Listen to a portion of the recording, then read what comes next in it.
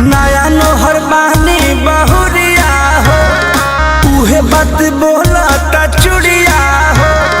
पुरुआ से देहला सियाइल बाटे, आवना बजाला बसरिया हो। बुझला ए राजा, नया नोहर बानी बहुरिया हो, उहे बात बोला तबे चुड़िया हो। पुरुआ से देहला सियाइल बाटे, आवना बजाला बसरिया हो। हे खटनी खट बोला तानी सौरी थारे सर में डाला नायौरी। हे जवानी के नपट परे चर थारे सर में डाला नायौरी।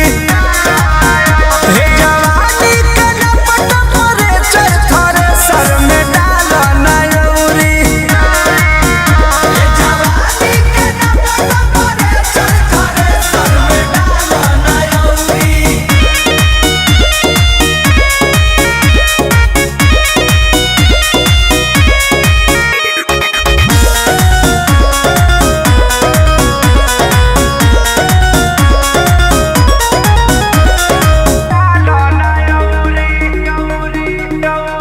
चैत के चंचल महीना बा, गरमी से भीजल सीना बा।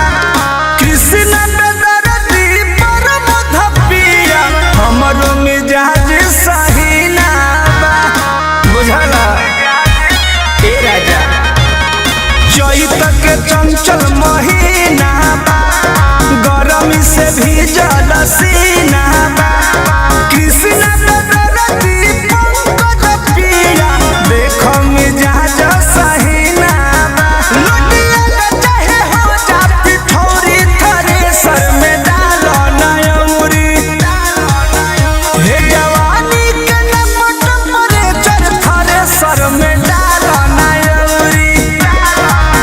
हे जवानी के नपट परे चर थारे सर में डालो नायौरी। सफा कइली खरी हरी नाही होई परेशानी, सस देत बानी देख नाही मौरी, थारे सर में डालो नायौरी।